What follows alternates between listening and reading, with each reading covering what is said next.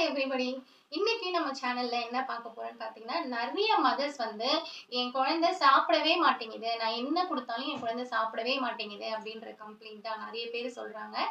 So குழந்தைங்களுக்கு வந்து பார்த்தீங்கன்னா, எப்பவுமே இப்ப நம்ம இட்லி குடுக்குறோம் அப்படின்னா, ஒரே மாதிரி இட்லியே குடுத்துட்டு வராம, அதுங்களுக்கு கொஞ்சம் டிஃபரெண்ட்டா இட்லில வந்து பார்த்தீங்கன்னா, இப்ப பருப்பு இந்த மாரி டிஃபரெண்ட் டைப்ஸ் ஆஃப் பருப்ஸ்லாம் இருக்கு. ஸோ அந்த மாரி மிக்ஸ் பண்ணி கலர்ஃபுல்லா நீங்க குடுத்துக்கிறீங்க. அந்த மாரி வெஜிடபிள்ஸ் மிக்ஸ் பண்ணி குடுங்க.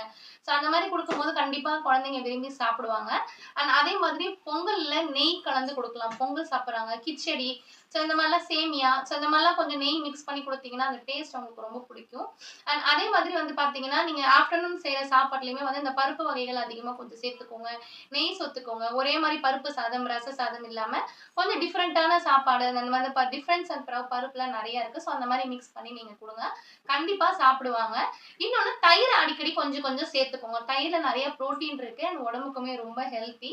ஸோ தயிர் குடுத்தீங்கன்னா, குழந்தைங்களுக்கு நெறைய பேருக்கு இந்த கட் ஃபீலிங்ல இருந்து கொஞ்சம் வெளியில வருவாங்க.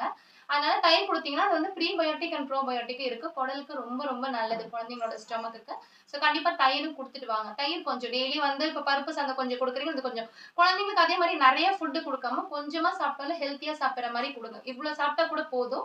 கொஞ்சம் ஹெல்த்தியா சாப்பிடுற மாரி நம்ம குடுத்துக்கலாம். அதுல இருக்கிற புரோட்டீன் கன்டென்ட் எல்லாமே அவங்களுக்கு அதுவே போதும். நல்லா செரிச்சதுக்கு அப்புறமா செகண்ட் டைம் நம்ம சாப்பாடு ஊட்டலாம். ஆனா இப்ப நம்ம நெறைய சாப்பாடு குடுத்தோம் அப்டின்னா, அதுங்களுக்கு செரிக்காது. திரும்ப செகண்ட் டைம் சாப்பிட மாட்டாங்க. அதனால நீங்க சாப்பாடுமே வந்து கொஞ்சம் கம்மி பண்ணியே குடுங்க. இந்த மாரி நான் குடுக்குற டிப்ஸ ஃபாலோ பண்ணுங்க. கண்டிப்பா பெட்டரா இருக்கும்.